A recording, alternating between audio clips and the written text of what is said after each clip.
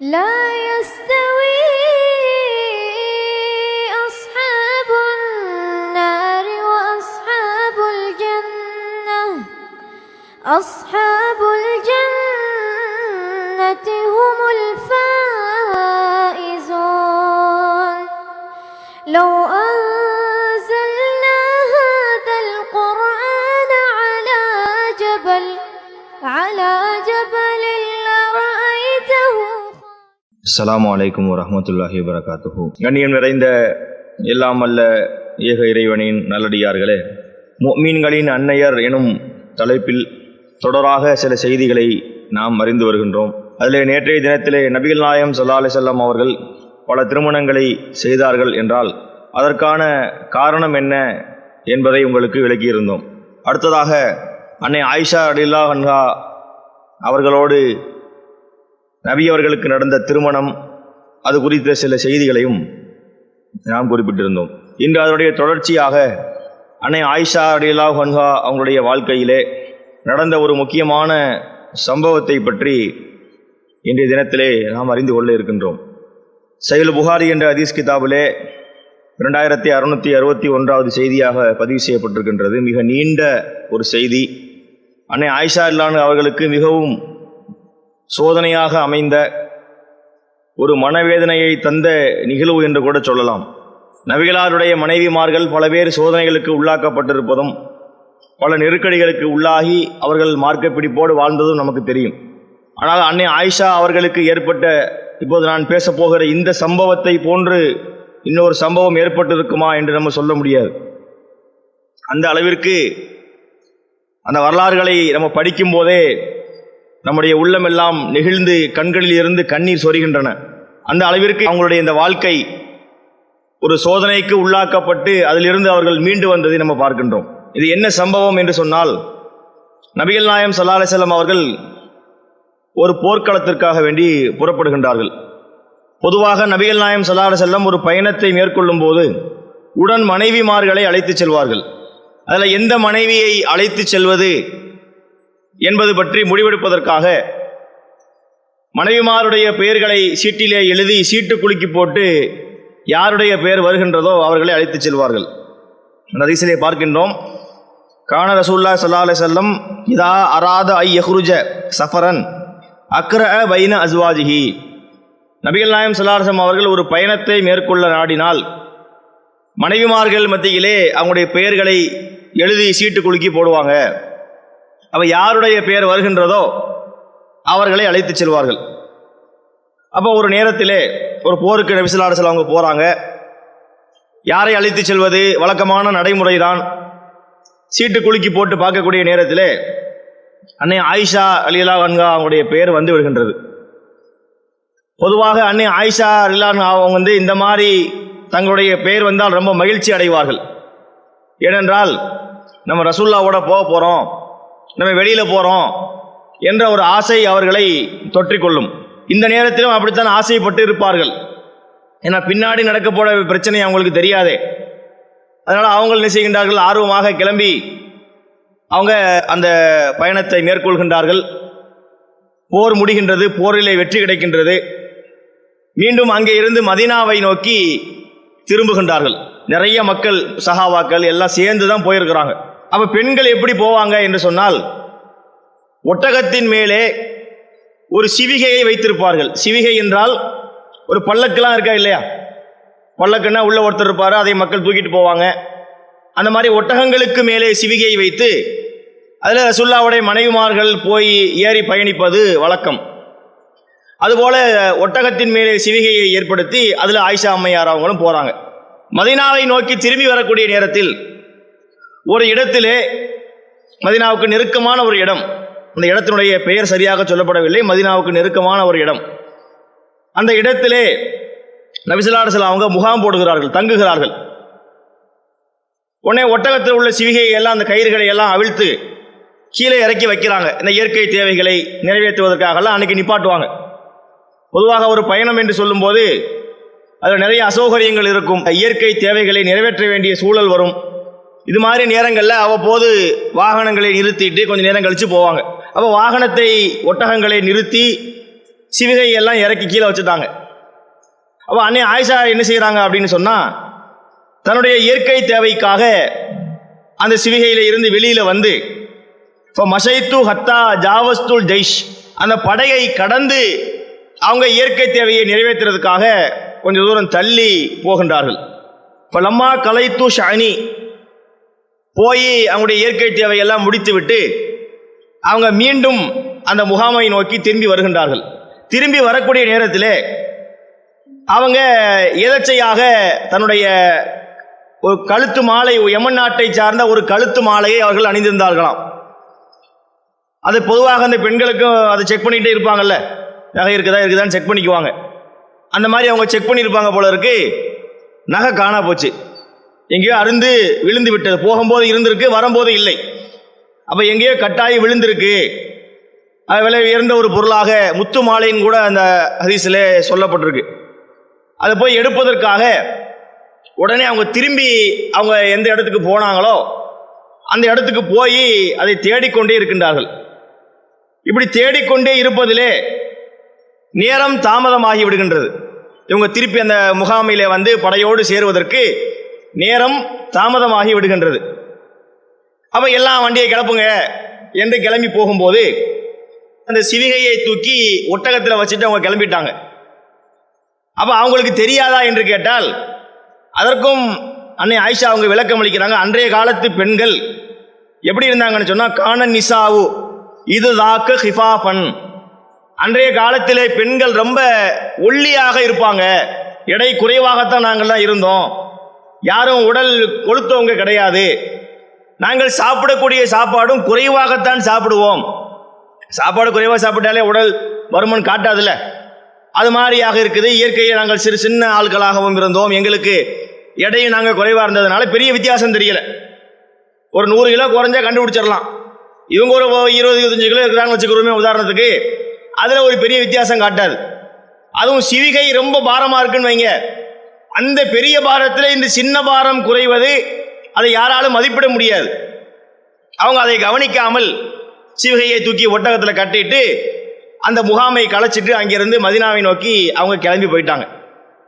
இவங்க வந்து பார்க்கின்றார்கள். தாமதமாக வந்து பார்த்தா எல்லா படைகளும் போய்விட்டது.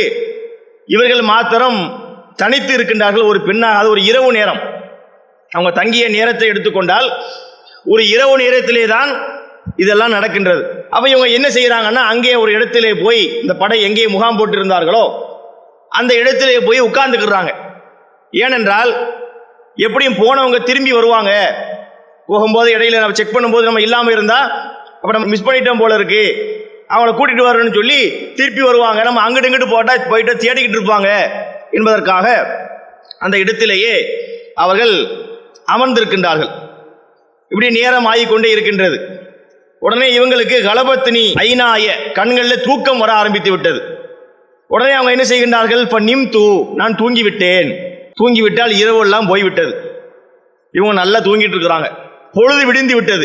பொழுது விடிந்த உடனே பார்த்தால் ஒரு நபித்தோழர், கான சஃப்வான் பின் முஅத்தல் அஸ்ஸுலமி மின் வராயில் ஜெய்ஷி, சஃப்வான் பின் முஅத்தல் என்ற ஒரு நபித்தோழர் இருந்தார்.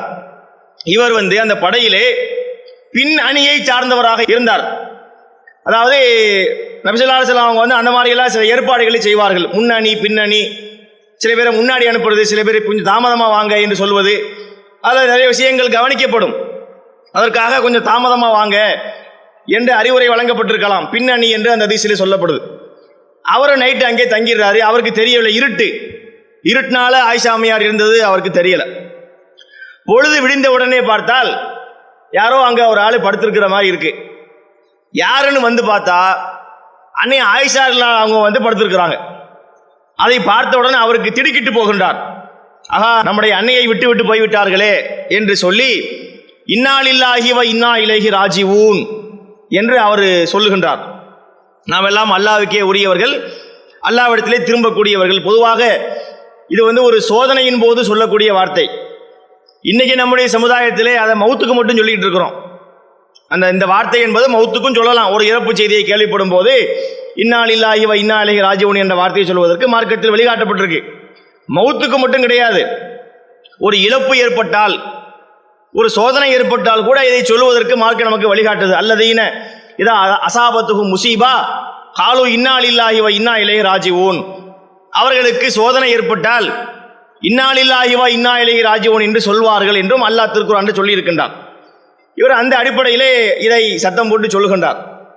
சொன்ன உடனே அம்மையார் அங்கிருந்து விழித்து விடுகின்றார்கள். உடனே அவருக்கு புரிந்து விட்டது, விட்டுட்டு போயிட்டாங்க. அப்ப அவரிடத்திலே ஒரு ஒட்டகம் இருக்கின்றது. சஃப்வான் பின் முஅத்தல் என்ற அந்த நபித்தோழர்கிட்ட ஒரு ஒட்டகம் இருக்கின்றது.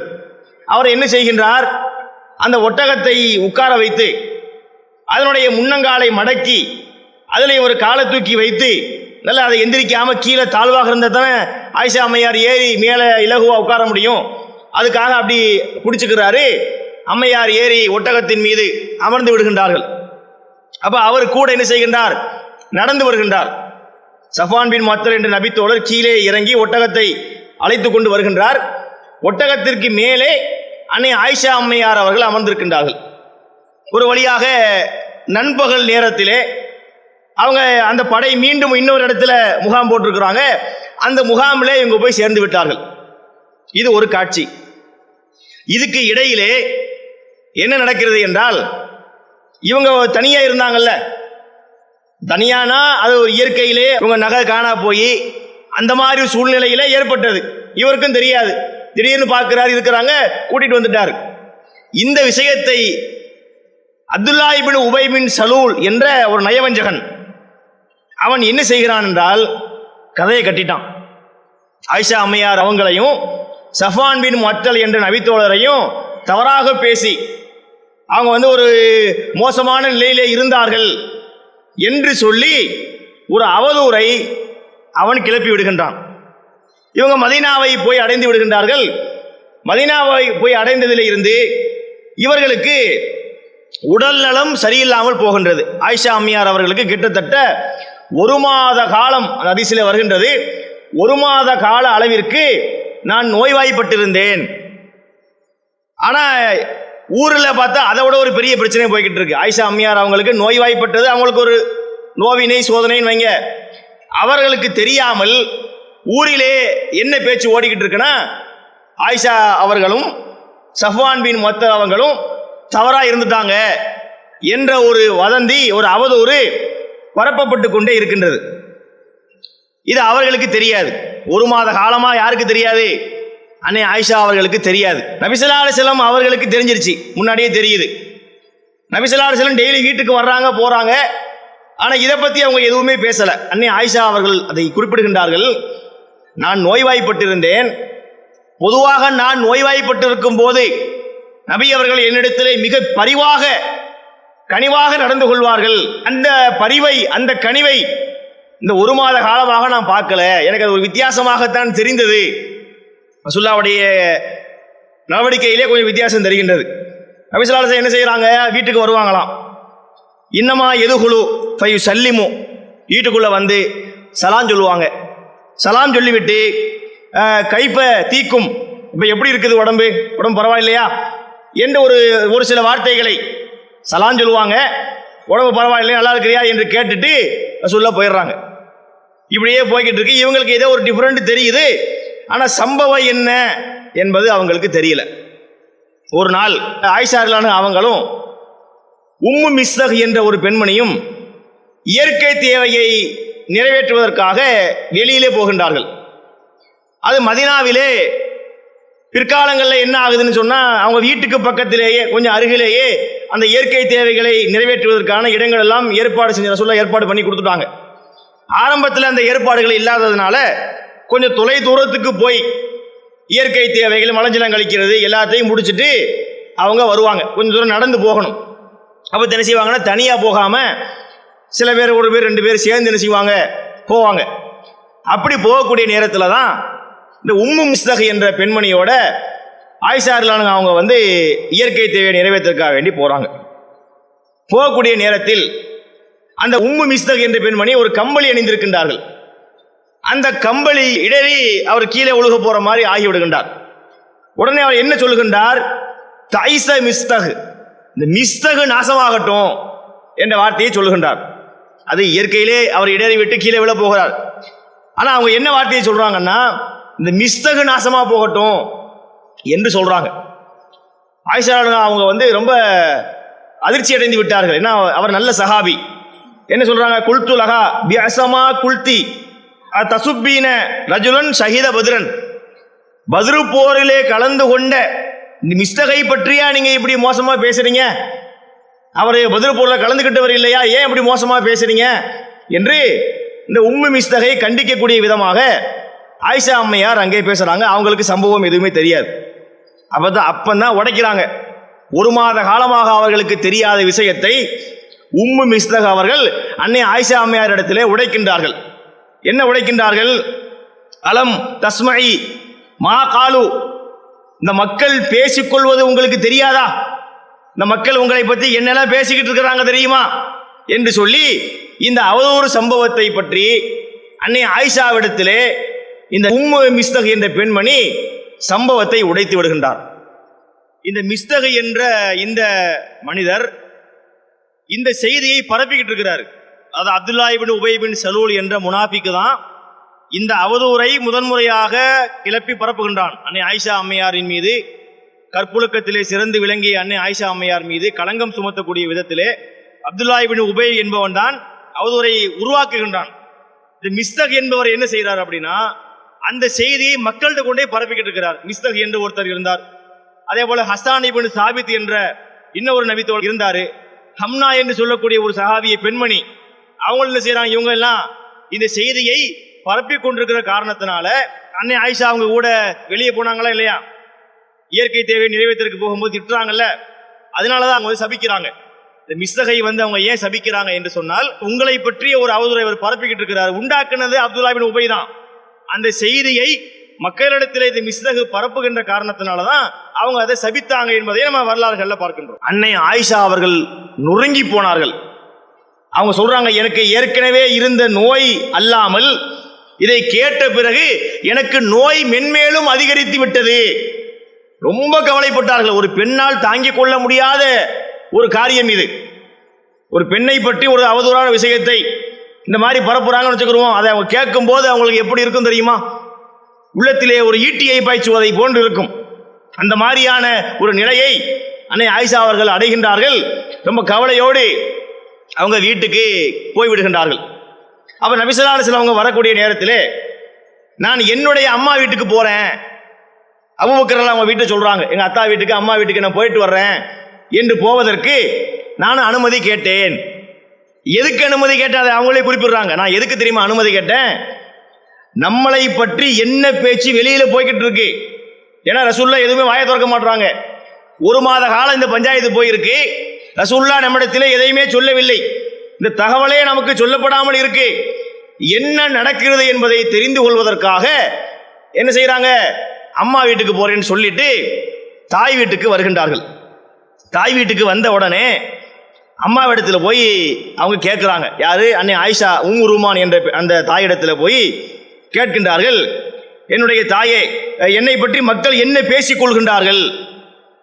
இந்த மாதிரி என்னை பற்றி தவறாக பேசுறாங்களாமே, அது என்ன பேசிக்கிறாங்க என்று கேட்கின்றார்கள். அதுக்கு அவங்க தாயார் சொல்றாங்க, என் அருமை மகளே, நீ இதையெல்லாம் பெரிதிப்படுத்திக் கொள்ளாதே என்று சொல்லிட்டு அவங்க என்ன சொல்றாங்க அப்படின்னா, அதாவது பல மனைவிமார்கள் வாழக்கூடிய ஒரு இடத்தில் கணவனுக்கு ஒரு மனைவி மாத்திரம் விருப்பத்திற்குரியவராக இருந்து அவர் மட்டும் அழகு நிறைந்தவராக இருந்தால் மற்ற மனைவிமார்கள் சும்மா இருப்பாங்களா? அவரை பற்றி ஏதாவது ஒரு தவறான விஷயத்தை சொல்லத்தானே செய்வாங்க. அப்ப இவங்க என்ன புரிஞ்சு, உம்மு ரூமான் என்ற அந்த ஆயிஷா அவங்களுடைய தாயார் என்ன புரிஞ்சுக்கிட்டாங்கன்னா, இது அந்த சக்களத்திகள் வழியாக ரசூலுல்லாஹ்வுடைய மற்ற மனைவிமார்கள் மூலமாக இது வந்திருக்குமோ என்று அவங்களுக்கு தோணி இருக்கின்றது. அவங்க தோணியதை சொல்றாங்க, ஆனால் அது தப்பு. அவங்க யாருமே அந்த மாதிரி விஷயத்தை செய்யவில்லை. அவங்க எல்லாமே சிறந்த பெண்மணிகளாக இருந்திருக்கின்றார்கள். அப்போ அவங்களுடைய பார்வையில் என்ன தோணி இருக்கு, ரசூலுல்லாஹ்வுடைய மற்ற மனைவிமார்கள் யாரும் இதை பரப்பிட்டாங்க போல இருக்கு என்று நினைத்துக்கொண்டு அதை தான் இவங்கள்ட்ட சொல்றாங்க. நீ கவலைப்படாத, நீ ரசூலுல்லாஹ்வுக்கு ரொம்ப நெருக்கமா இருக்கிற, நீ உன்னுடைய அழகினால ரசூலுல்லாஹ் உன்னை நேசிக்கவும் செய்யறாங்க. இதை பார்த்த மற்ற மனைவிகள் வந்து இப்படி சொல்லி இருப்பாங்க, அதெல்லாம் நீ பொருட்படுத்திக் கொள்ளாதே அப்படின்னு சொல்றாங்க. அதுக்கு அன்னை ஆயிஷா அவங்கள பார்த்து சொல்றாங்க, லக்கத் யத்தஹத்தஸு நாஸு பிஹாதா, மக்கள் இப்படியா பேசுவார்கள்? ஒரு மனசாட்சி வேண்டாமா அந்த துணியிலே? இப்படியாங்க ஒரு பெண்ணை பற்றி பேசுவார்கள் என்கிற ரீதியிலே தாயிடத்திலே அவர்கள் சொல்லுகின்றார்கள். சொல்லிவிட்டு அவங்களுக்கு தூக்கம் இல்லை, இரவெல்லாம் தூக்கம் இல்லை, அழுது கொண்டே இருக்கின்றார்கள். இந்த ஹதீஸினுடைய ஆரம்பத்திலிருந்து நீங்க கடைசி வரைக்கும் பார்த்தீங்கன்னா அவர்கள் அழுததை பற்றி மீண்டும் மீண்டும் சொல்லப்பட்டு கொண்டே இருக்கிறது. அவர்கள் அழுது கொண்டே இருக்கின்றார்கள், நிம்மதி இல்லை. கண்டிப்பாக ஒரு பெண்ணுக்கு எப்படி இருக்கும் நீங்க பாருங்க. தன்னுடைய மகளை பற்றி இப்படி ஒரு அவதூறு ஒருத்தன் கிளப்புறான்னு சொன்னா பாதிக்கப்பட்ட ஒரு பெண்ணுக்கு என்ன மனவழி இருக்கின்றதோ அதற்கு நிகரான ஒரு வழி தாய்க்கும் ஏற்படும். நம்ம மகளை பத்தி இப்படி சொல்லிட்டாங்களே, அவருடைய எதிர்கால வாழ்க்கை என்ன ஆகிறது? ஊரெல்லாம் நாக்கு மேல பல்ல போட்டு பேசுமே, வெறுவாயவே வெல்லக்கூடிய ஊர் உலகத்துக்கு இந்த செய்தி எடுத்து சும்மா விடுவாங்களா என்றெல்லாம் கவலைப்படுவாங்களா இல்லையா? அவ அம்மை அவங்களும் ஆயிஷா அவங்களும் கவலைப்படுறாங்க, உம்முருமான் அவங்களும் மிகுந்த கவலைக்கு உள்ளாகின்றார்கள். இந்த சூழ்நிலையிலே நபி ஸல்லல்லாஹு அலைஹி வஸல்லம் அவர்கள் அங்க வருகின்றார்கள். அவங்க என்ன செய்யறாங்க அப்படின்னா, இவங்களை பத்தி ஒரு முடிவு எடுக்கணும். அன்னை ஆயிஷாவை பத்தி ஒரு செய்தி வந்திருக்கின்றது, ரசூலுல்லாஹ்வுக்கு என்ன செய்யறாங்கன்னு தெரியல. ஏன்னா சில நேரங்களில் சில பொய்யை சொல்லக்கூடியவங்க ரொம்ப கெட்டிக்காரத்தனமாக சொல்லிடுறது உண்டு. பொய் சொல்லுவதிலே 2-3 விதங்கள் உண்டு. ஒன்று என்ன தெரியுமா? கேட்டாலே அது பொய் என்பது தெரியும், இவன் பொய் தான் சொல்றான் என்பதை கண்டுபிடிச்சிட முடியும், அது ஒரு ரகம். இன்னொரு ரகம் என்ன? அது ஒரு தகவலாக இருக்கும், இவர் இந்த தகவலை சொல்றாரு, இது உண்மையாகவும் இருக்கலாம் பொய்யாகவும் இருக்கலாம், விசாரிக்கணும் என்பற மாதிரியாக சில பொய்களை சிலர் சொல்லுவார்கள். சில பேர் சொல்லக்கூடிய பொய் எப்படி இருக்கும்னா உண்மையை போன்றே சொல்லுவான், அது உலகமாக பொய்யா இருக்கும். சில பேர் என்ன செய்வார்கள், அப்படி அந்த சம்பவங்கள்லாம் சொல்லி கிழமையை சொல்லுவான், நாளை சொல்லுவான், ஆளை சொல்லுவான், அதையெல்லாம் உண்மையா இருக்கும். ஆனால் இவன் சேர்க்கிற விட்டு மட்டும் பொய்யா இருக்கும். ஒரு ஆளை பத்தி இப்போ பொய் சொல்றதுல என்ன, சும்மா பொய் சொல்றதை விட அது ஒரு பெருநாள் அன்னைக்கு சாயந்தரம் ஒரு 6 மணிக்கு அவர் அங்கிருந்து வந்த போது இப்படி எல்லாம் சம்பவங்கள், நாள், கிழமை, தேதி, பகுதி இதெல்லாம் சொல்லும் போது மக்கள் இயற்கையில என்ன புரிதலுக்கு வருவாங்க, இது உண்மைதான் போல இருக்கு என்ற ஒரு புரிதலுக்கு வருவாங்களா இல்லையா? அதெல்லாம் உண்மையா இருக்கும், அதோட இவர் சேர்க்கிறது பொய்யா இருக்கும். அப்படி என்ன பல பேர் சமகாலத்திலே பார்க்கிறோமா இல்லையா? ஒரு பொய்யை உண்மை மாதிரியே சொல்லுவாங்க, அப்படியெல்லாம் இருக்கிறாங்க. அப்ப அப்படியாக சொல்லப்பட்டிருக்கலாம். ஆயிஷா அம்மையாரை பற்றிய தகவலை, பொய்யான செய்திகளை ரொம்ப வலுவா பரப்பியிருக்கிறாங்கன்னு தெரியுது.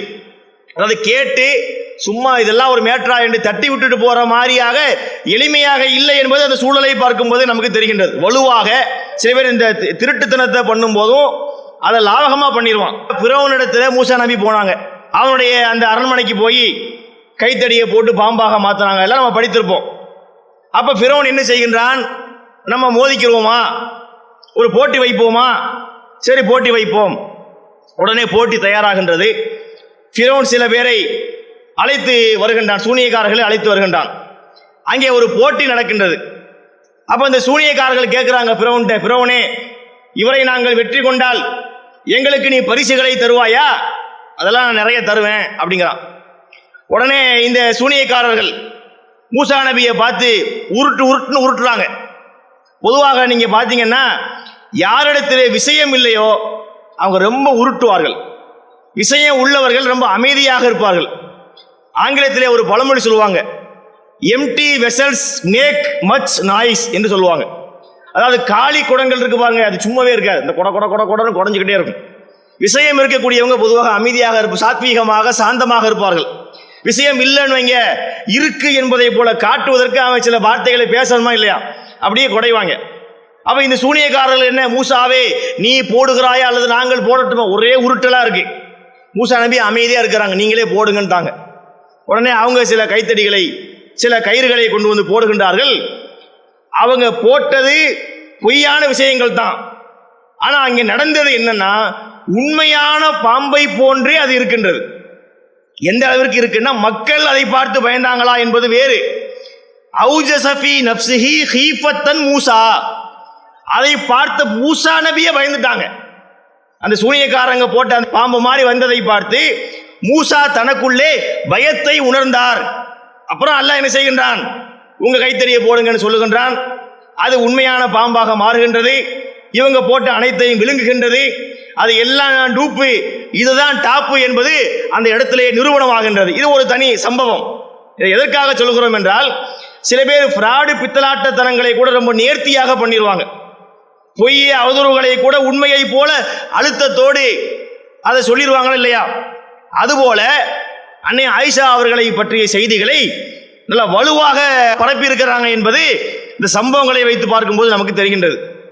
அப்ப நபி ஸல்லல்லாஹு அலைஹி வஸல்லம் அவர்கள் என்ன செய்யறாங்க அப்படின்னா, தனக்கு நெருக்கமான சிலரை அழைத்து இந்த பிரச்சனை குறித்து ஆலோசனை கேட்கிறாங்க. பொதுவாக அபூபக்கர் அவங்கள அழைப்பார்கள். இந்த விஷயத்தில் அழைக்க முடியல. ஏன்? பிரச்சனையே அவங்களுடைய மகள் சம்பந்தப்பட்ட பிரச்சனையா இருக்கும்போது அவர்களை அவங்க அழைக்கல. அவங்க யாரெல்லாம் அழைக்கிறாங்க? உசாமா என்ற தனது வளர்ப்பு மகனுடைய மகன், அவரை சொல்ல அழைக்கிறாங்க. அதுபோல அலி ரலியல்லாஹு மருமகன் அலி ரலியல்லாஹு அவங்களையும் அழைச்சி, இந்த விஷயத்தில் இப்படி ஒரு செய்தி வருதுப்பா, என்ன செய்யலாம், இவங்களை விட்டு நம்ம பிரிஞ்சிடலாமா என்ற மாதிரியாக அந்த பேச்சு விசாரிப்பு இருக்கின்றது. அப்போது உசாமா அவங்க என்ன சொல்றாங்க என்று சொன்னால், லா நஅலமு வல்லாஹி இல்லா ஹைரா, அவர்களிடத்தில் நாங்கள் நன்மையை தவிர வேற எதையும் அறிந்ததே இல்லை. என்ன சொல்றாங்க உசாமா என்ற நபித்தோழர்? இல்லைங்க, அப்படியெல்லாம் வாய்ப்பு கிடையாது, நம்ம எதுவும் கெட்டதெல்லாம் பார்த்தது கிடையாது, நல்ல விதமாக தான் அவங்கள பற்றி நம்ம அறிந்திருக்கின்றோம், இதுக்கெல்லாம் வாய்ப்பே கிடையாது என்று அவங்க அழகான முறையில் பதிலை சொல்லிவிடுகின்றார்கள். அப்போ ரசூலுல்லாஹி ஸல்லல்லாஹு அலைஹி வஸல்லம் என்ன செய்யறாங்கன்னா, அலி ரலியல்லாஹு அன்ஹு அவங்கள்ட்ட வர்றாங்க. இங்கே இதில் ஒரு சின்ன சிக்கலும் இருக்கின்றது. அலி ரலியல்லாஹு அன்ஹு அவங்கள்ட்ட வந்து, என்னப்பா அலி, இந்த மாதிரி ஒரு பிரச்சனை இருக்கின்றது, என்ன செய்யலாம், ஒரு ஆலோசனை சொல்லுங்களேன் என்று கேட்கும்போது அலி ரலியல்லாஹு அன்ஹு அவங்க சொல்றாங்க பாருங்க, லம் யுலையிக்கில்லாஹு அலைக்க வன் நிசாவு சிவாகுமா கதீர். அல்லாஹ்வுடைய தூதரே, உங்களுக்கு பல மனைவிமார்கள் இருக்கின்றார்கள். பல மனைவிமார்கள் இருக்கும்போது இந்த ஒரு பெண்ணுடைய விஷயத்திலே அல்லாஹ் உங்களுக்கு எந்த நெருக்கடியையும் ஏற்படுத்தவில்லை. இதை பத்தியே ரொம்ப அலட்டிக்கிறீங்க, மற்ற மனைவிமார்கள் இல்லையா? பேசாம என்ன, இதெல்லாம் ஒரு மேற்றாக நீங்க கருதாதீங்க, அல்லாஹ் உங்களுக்கு இந்த நெருக்கடியை ஏற்படுத்தவில்லை. வேறும்னு சொன்னா பணிப்பெண்களை கேட்டு பாருங்கள் என்று சொல்லிட்டு போயிடுறாங்க. நல்ல விதமா சொல்லவில்லை. கேட்கும்போது என்ன, இல்ல அதெல்லாம் வாய்ப்பு கிடையாது என்று சொல்லவில்லை. இது அம்மையாரை பாதித்தது என்றால் காலம் கடந்து அந்த பாதிப்பு அவர்களுக்கு இருந்தது. அவங்க பல நேரங்களிலே ரசூலுல்லாஹ்வுடைய மரணத்திற்கு பிறகும் கூட அலி ரலியல்லாஹு அன்ஹு அவங்களுடைய பேரை அன்னை ஆயிஷா அம்மையார் உச்சரிக்க மாட்டார்கள். ஒரு சம்பவத்தை ஒரு சாம்பிள் சொல்றேன் பாருங்களேன். நம்ம ஒரு சம்பவத்தை கேள்விப்பட்டிருப்போம். நபிகள் நாயகம் ஸல்லல்லாஹு அலைஹி வஸல்லம் அவங்களுடைய இறுதி காலகட்டம், அவங்க மரணிக்கக்கூடிய காலகட்டத்தில் அவங்க நோய்வாய்ப்படுவார்கள், மூர்ச்சையாகி மயக்கமாயிருவாங்க. விழித்து பார்ப்பாங்க, மக்கள்லாம் தொழுது விட்டார்களா, இல்லை உங்களுக்காக தான் காத்திருக்கிறாங்க. உடனே நபி அவங்க ஒளி செஞ்சுட்டு போறதுக்கு கிளம்புவாங்க, மறுபடியும் அவங்க வந்து மூர்ச்சையாயிருவாங்க. இப்படியே பல முறை மூர்ச்சையாகி கடைசியிலே 2 மனிதர்களுடைய தோள்களிலே கையை போட்டுக்கொண்டு நபி அவங்க பள்ளிக்கு போவாங்க. அவங்களுடைய கால் நடக்க முடியல, அவங்களுடைய கால்களில் வந்து மணல்ல கோடு போட்டு கொண்டே சென்றது என்ற ஒரு பிரபலியமான ஹதீஸ் இது. பொதுவாக தொழுகையை பற்றி எல்லாம் பேசும்போது ரசூலுல்லாஹ் அப்போ கூட பள்ளியாசலுக்கு தொழுவ போனாங்க என்பதற்காக இந்த ஹதீஸை சொல்லுவாங்க. இந்த ஹதீஸை அறிவிக்கக்கூடியது யார் தெரியுமா? 2-3 விதங்கள் அறிவிப்பு வருது. ஒரு விதமான அறிவிப்பு யாருன்னு சொன்னா, சில சஹாபாக்கள் அறிவிக்கிறாங்க, அந்த 2 பேர் இருக்கிறாங்கல்ல, ரசூலுல்லாஹ் 2 பேருக்கு மத்தியில் பள்ளியாசலுக்கு தூக்கிட்டு போட்டாங்க.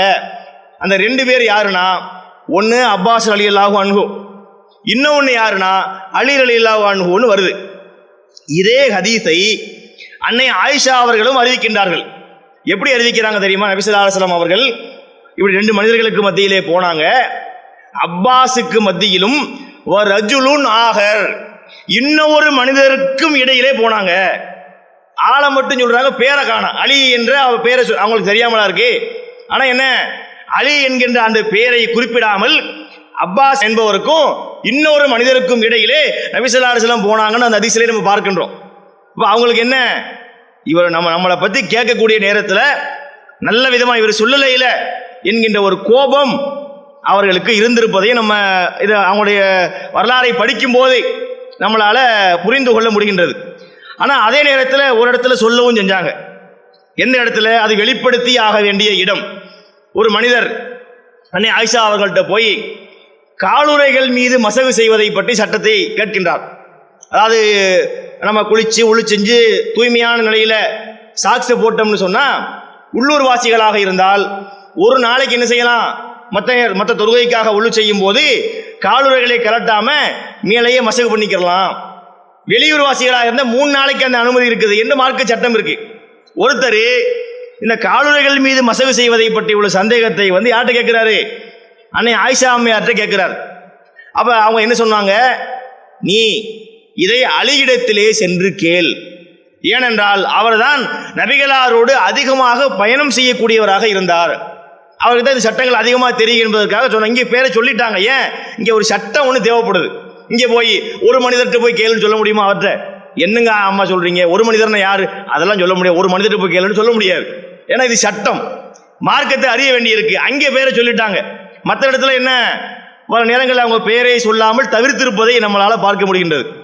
அப்போ அலிலா அவங்கள்ட்ட போய் கேட்கும்போது அவங்க இந்த மாதிரி பதிலை சொல்லிட்டு பணிப்பெண்கள்கிட்ட கேளுங்க என்று சொல்லிட்டு போயிடுறாங்க. உடனே ரசூலுல்லாஹி ஸல்லல்லாஹு அலைஹி வஸல்லம் அவங்க பணிப்பெண்கள்கிட்ட வர்றாங்க. பணிப்பெண் பரீரா என்ற ஒரு பெண் இருந்தாங்க, மிகச்சிறந்த ஒரு பெண்மணி. அவங்க அடிமையாக இருந்தவர்கள். அவங்கள விலை கொடுத்து வாங்கி விடுதலை பண்ணது யாருன்னா அன்னை ஆயிஷா அவங்க தான் விடுதலை பண்ணியிருக்கிறாங்க. அந்த பரீரா அவங்கள்ட்ட ரசூலுல்லாஹி அலைஹி வஸல்லம் கேட்குறாங்க. என்ன கேட்கின்றார்கள்? யா பரீரா ஹல் ரஐதி ஃபீஹா ஷையன், இந்த ஆயிஷாவுடைய விஷயமாக ஒரு பிரச்சனை இப்படி ஒன்று வருகின்றது, நீ ஏதாவது ஒரு சந்தேகப்படும்படியாக ஏதாவது ஒரு அவங்க விஷயத்தில் நீ பார்த்திருக்கின்றாயா என்று கேட்கின்றார்கள். அப்போது அந்த பரீரா அவங்க அன்னை ஆயிஷா அம்மையாரை பற்றி ஒரு குறையை சொல்றாங்க. குறையை சொல்றாங்கன்னா தப்பா நினைச்சிடக்கூடாது. அவங்க எவ்வளவு அழகாத சொல்றாங்க, அவங்களுடைய அந்த அவங்களுக்கே உரிய பாணியிலே சொல்றாங்க. இது அரபுகளுடைய அந்த மொழி புலமையாக இருக்கலாம். சில பேர் ஒரு டைப்பா சொல்லுவாங்கல்ல, ஒரு விஷயத்தை வேற ஸ்டைல்ல நம்ம எதிர்பார்க்காத ஒரு புதிய கோணத்திலே சிலவற்றை சொல்லிவிடுவது உண்டு. அந்த மாதிரி சொல்றாங்க. என்ன சொல்றாங்கன்னா, உங்களை சத்தியத்தை கொண்டு அனுப்பிய இறைவன் மீது ஆணையாக ஆயிஷாவிடத்திலே ஒரு குறை உண்டு. அது என்ன குறை தெரியுமா? தனாமு அனில் அஜீன், மாவை குழைத்து வைத்து விட்டு தூங்கி விடுவார். ஒரு ரொட்டி சுடுவதற்காக என்ன செய்வாங்க? மாவை குழைச்சி வைக்கணும். மாவை குழைத்து வைத்தால் பொறுப்புள்ள ஒரு பெண் என்ன செய்யணும்? மாவை குழைத்து ஒரு பக்குவமாக எடுத்து ஒரு சட்டியில் போட்டு ஒரு மூடியை போட்டு மூடி ஏதோ பள்ளி எலி வராத அளவுக்கு பாதுகாப்பாக வைக்கணுமா இல்லையா? ஆயிஷாவிடத்தில் உள்ள பிரச்சனை என்ன தெரியுமா? அவர் மாவை குழைத்து வைத்து விட்டு அதை பொறுப்பு இல்லாமல் வச்சுட்டு அசால்ட்டை தூங்கி விடுவார். ஆட்டுக்குட்டி அந்த மாவை சாப்பிட்டு போயிடும். இந்த ஒன்றுதான் ஆயிஷாவிடத்திலே நான் கண்ட குறை. இதை தவிர அவரிடத்திலே நான் எந்த குறையையும் காணவில்லை. எவ்வளவு அழகாக சொல்றாங்க பாருங்க. இவங்கள்ட்ட குறைன்னு சொல்றதாக இருந்தால், அதாவது நான் அதையும் கூட மறைக்க மாட்டேன்னு அர்த்தம். நான் உங்கள்கிட்ட வெளிப்படையாக சொல்ல வருகிறேன்.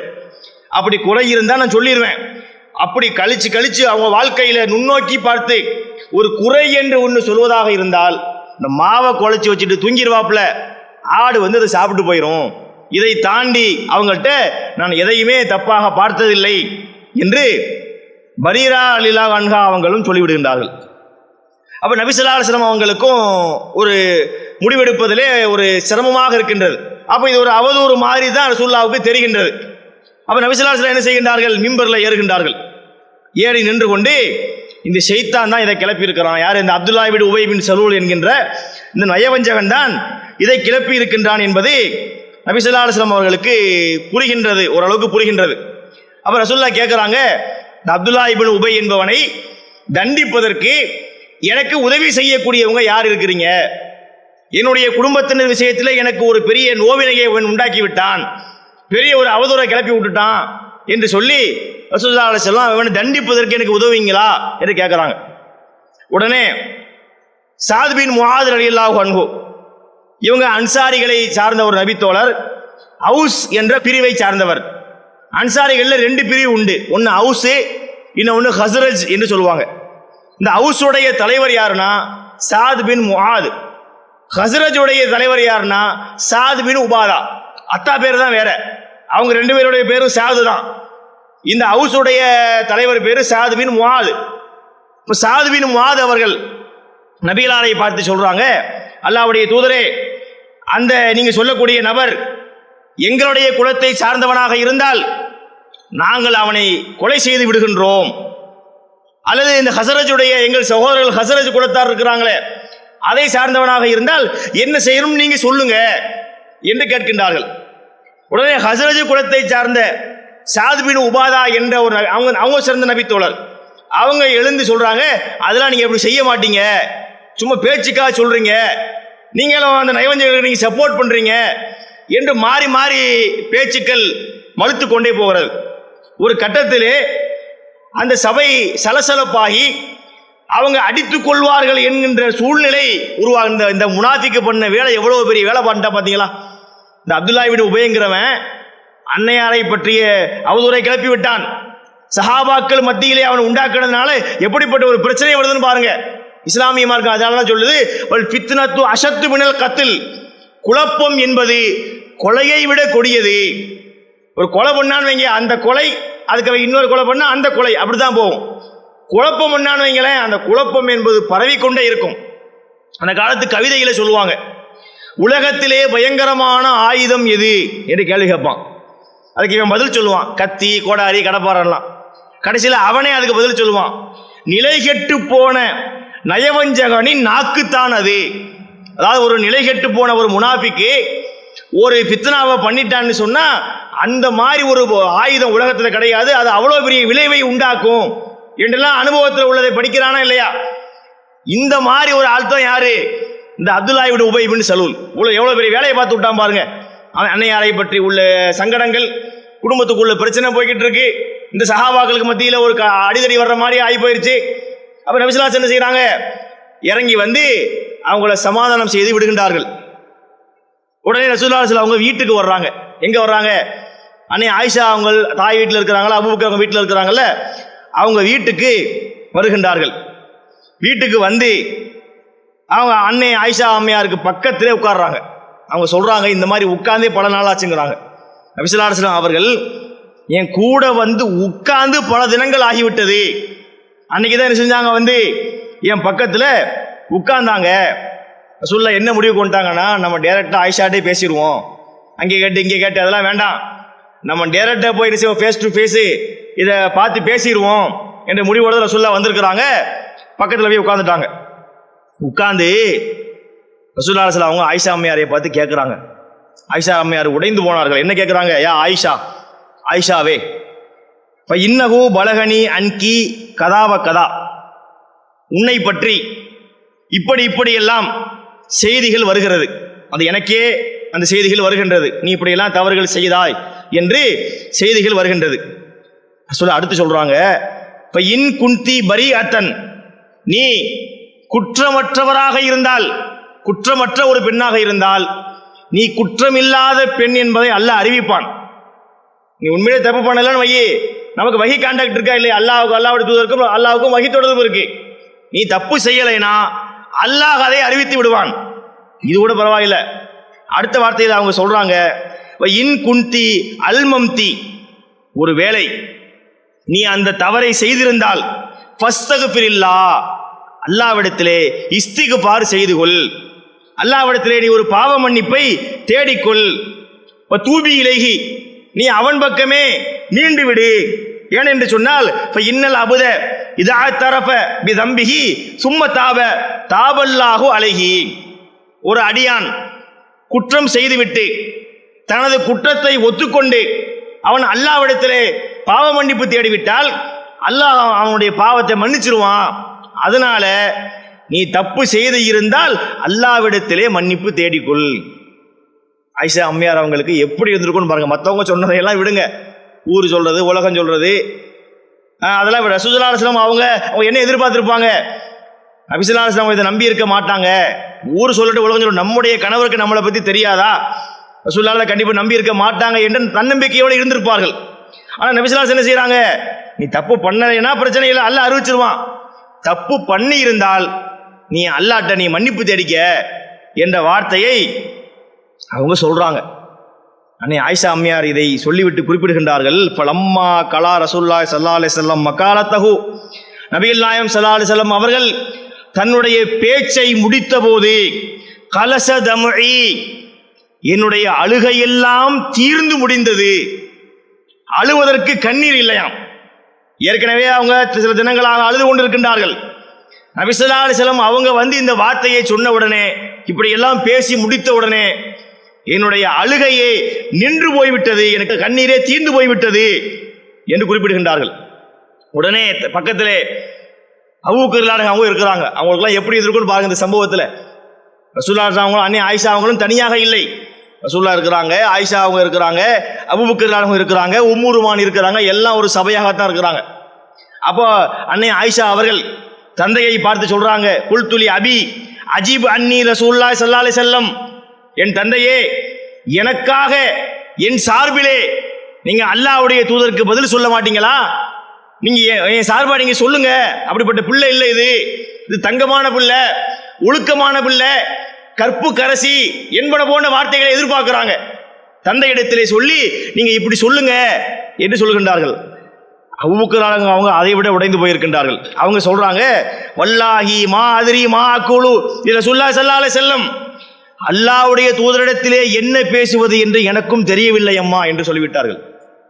ரசூலுல்லாஹ்ட்ட போய் நான் என்னத்தை சொல்றது, ரசூலுல்லாஹ் தான் சொல்லிட்டு இருக்கிறாங்க, நான் போய் எப்படி என்னத்தை சொல்றது எனக்கு தெரியல என்று அவர்கள் சொல்லுகின்றார்கள். அடுத்ததாக இவங்க சொல்றாங்க, ஃபகுல்துலி உம்மி, நான் என் தாயிடத்திலே சொன்னேன், அஜிபி அன்னி ரசூலுல்லாஹி ஸல்லல்லாஹு அலைஹி வஸல்லம், என் தாயே அல்லாஹ்வுடைய தூதரிடத்திலே எனக்காக நீங்கள் பதில் சொல்லுங்கள், என் பிள்ளை அப்படிப்பட்ட பிள்ளை இல்லைங்க, ஒழுக்கமான பிள்ளைங்க என்று எதிர்பார்க்கிறாங்க, இந்த மாதிரி நீங்க சொல்லுங்க என்று சொன்னால் அவங்களும் உம்மு ருமான் அவங்களும் குறிப்பிடுகின்றார்கள், வல்லாஹி மா அதிரி மா அக்கூலு ரசூலுல்லாஹி ஸல்லல்லாஹு அலைஹி வஸல்லம், அல்லாஹ்வுடைய தூதர்கிட்ட போய் நான் என்னத்தமா சொல்றது, நான் என்ன பேசுவது எனக்கு தெரியவில்லை என்று உம்மு ருமான் அவர்களும் அதை சொல்லாமல் விட்டு விடுகின்றார்கள்.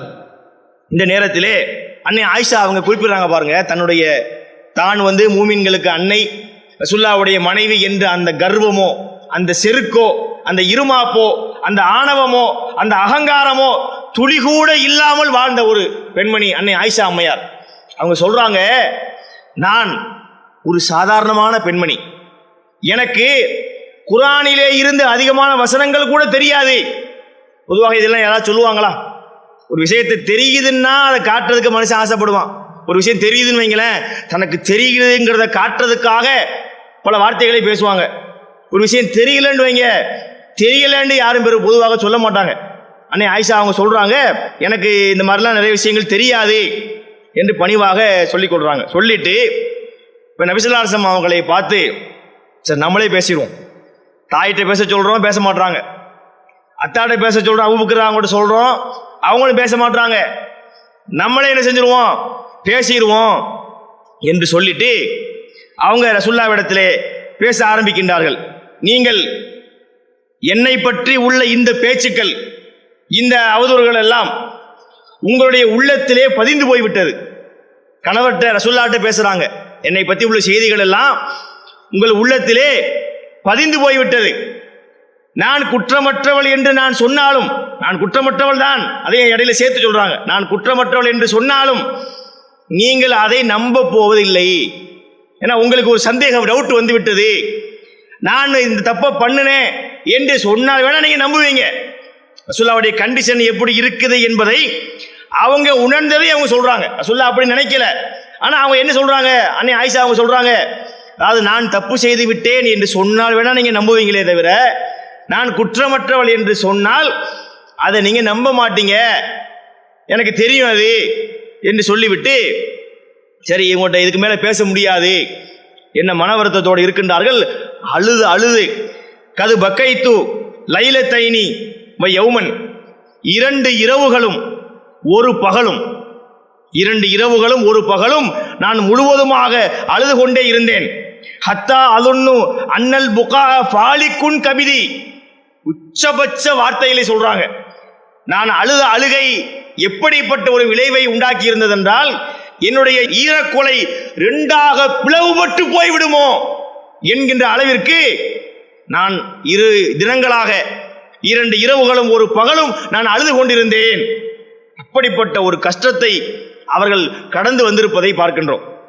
அப்ப நபி ஸல்லல்லாஹு அலைஹி வஸல்லம் அவங்ககிட்ட சொல்லிவிட்டு, இதுக்கு மேல நம்ம சொல்லி பிரயோஜனம் கிடையாது, இதுக்கு பேச்சுவார்த்தையெல்லாம் முடிந்து விட்டது, நம்ம தவறானவங்க நினைச்சிட்டாங்க என்ற நிலையிலே அவர்கள் இருக்கின்றார்கள். ஆனால் அவர்களுக்கு உள்ளத்திலே ஒரு எண்ணம் இருக்கின்றது, எப்படி இருந்தாலும் அல்லாஹ் நம்முடைய பரிசுத்தத்தை வெளியே காட்டுவான். நம்ம தப்பு செய்யல, அல்லாஹ் என்ன செய்வான்? நம்ம ஒரு குற்றமற்ற பெண், இந்த பெண் ஒரு நிரபராதி, எந்த பாவமும் செய்யாத ஒரு பெண் என்பதை அல்லாஹ் இந்த உலகத்துக்கு காட்டுவான் என்கின்ற ஒரு நம்பிக்கையோடு அன்னை ஆயிஷா அம்மையார் அவங்க இருக்கிறாங்க. ரசூலுல்லாஹ் இங்க உட்கார்ந்து இருக்கிறாங்க, இவங்க திருப்பி படுத்துக்கிறாங்கன்னு இருக்கு.